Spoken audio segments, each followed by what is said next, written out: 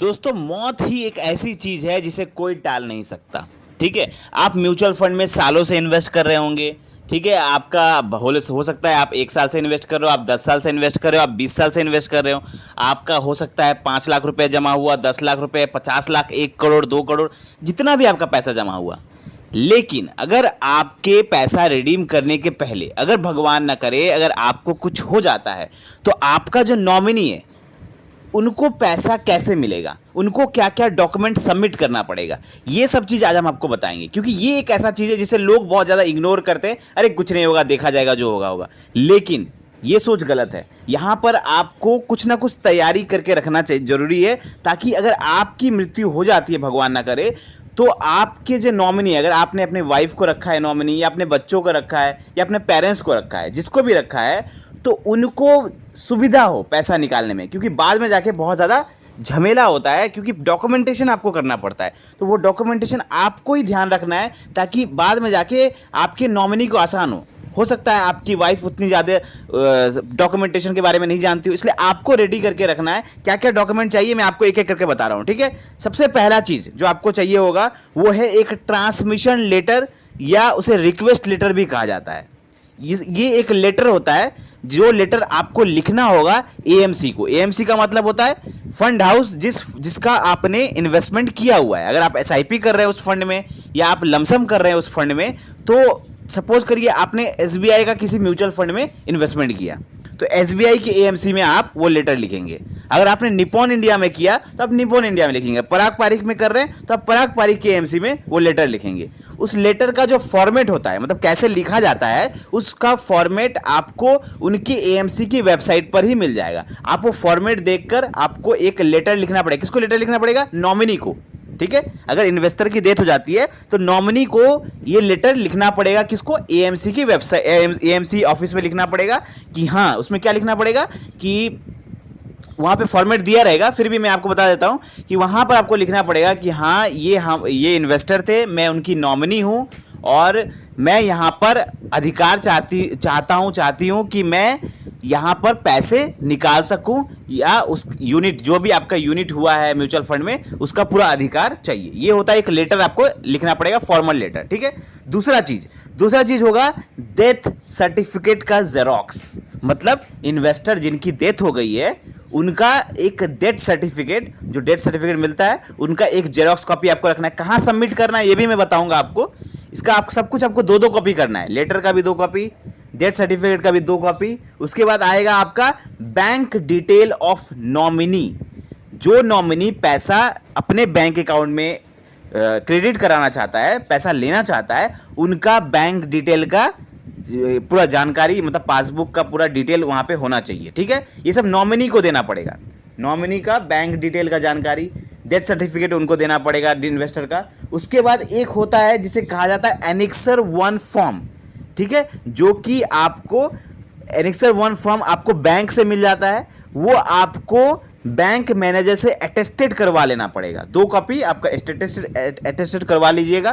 ठीक है, उसके बाद आपको एक लगेगा केवाईसी आपका कंप्लीट, जो नॉमिनी है उनका केवाईसी कंप्लीट होना चाहिए बैंक में। ठीक है, उनको एक एनेक्सर 1 फॉर्म भी भरना है, प्लस उसको अटेस्टेड करवाना है बैंक मैनेजर से। उसके बाद उनका केवाईसी बैंक में कंप्लीट होना चाहिए, नॉमिनी का केवाईसी कंप्लीट होना चाहिए।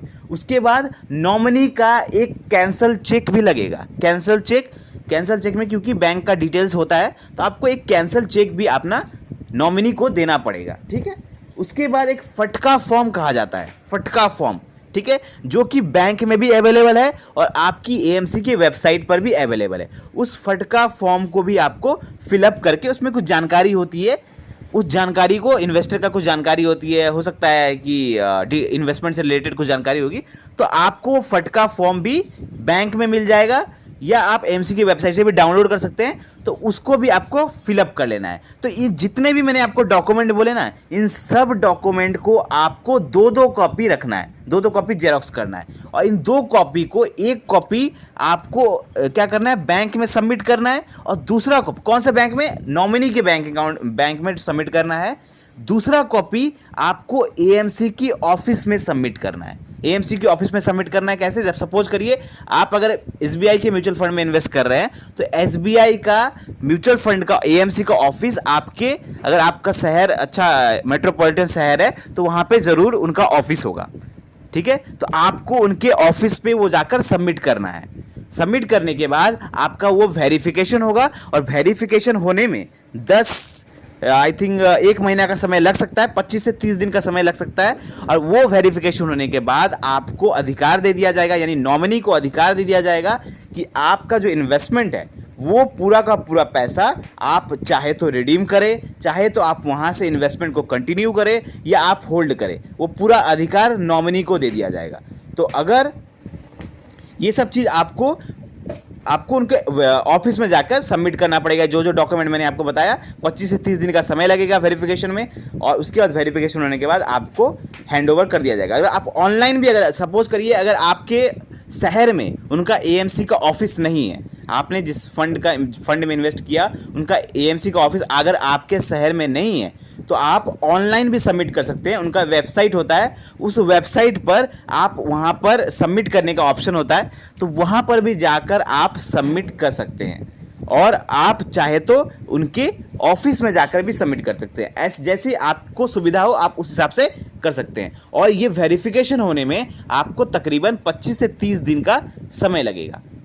तो ये सब चीज़ आपको पहले से आपको जानकारी होनी चाहिए ताकि आपके जो नॉमिनी है उनको ज़्यादा दिक्कत ना हो। और ध्यान रहे आपका जो फोलियो नंबर है, आप जिस फंड में इन्वेस्ट करें उसका फोलियो नंबर रहता है, उसका सारा डिटेल आप कहीं ना कहीं रखें ताकि आपके बाद आपके नॉमिनी को काफ़ी ज़्यादा सुविधा हो। क्योंकि फोलियो नंबर हो गया, इन्वेस्टमेंट हो गया, आपका फंड का नाम हो गया, आपने कितना इन्वेस्ट किया, ये सब जानकारी आपके नॉमिनी को आप ज़रूर दे के रखें ताकि बाई चांस अगर कुछ हो जाए तो आपके नॉमिनी को बहुत ज़्यादा सुविधा हो और वो पैसे निकालने में उनको सुविधा हो और वो पहले से उनको जानकारी हो कि हाँ ये चीज़ हमको करके रखना है। तो आई होप आपको ये वीडियो अच्छा लगा होगा। जितना हो सके इस वीडियो को शेयर करें ताकि बाकी लोगों को भी इसके बारे में जानकारी हो सके, क्योंकि ये टॉपिक है बहुत ज़्यादा सेंसिटिव है, जो लोग काफ़ी ज़्यादा इग्नोर करते हैं, जो उसे इग्नोर नहीं करना चाहिए। तो आई होप आपको ये वीडियो अच्छा लगा होगा। तो हम मिलते हैं कल एक नए फाइनेंशियल वीडियो के साथ, और तब तक आप लोग ज़रूर ध्यान रखें कि ये सब जितना भी मैंने आपको बताया है ये सब आप लोग ज़रूर नोट डाउन करके रखें और डॉक्यूमेंट जितना हो सके रेडी करके रखें। क्योंकि लाइफ का कोई सर्टन नहीं होता, कब क्या हो सकता है ये कोई नहीं जानता। इसलिए आप लोगों को पहले से आप अपने नॉमिनी को सारी जानकारी दे के रखें, जो भी आपके नॉमिनी है उनको जानकारी दे के रखें, और जितना हो सके ये सब डॉक्यूमेंट आप पहले से अगर आप रेडी करके रखते हैं तो बाद में जाके आपके नॉमिनी को कोई दिक्कत नहीं होगी। तो मिलते हैं कल एक नए फाइनेंशियल वीडियो के साथ। थैंक यू, धन्यवाद, जय हिंद।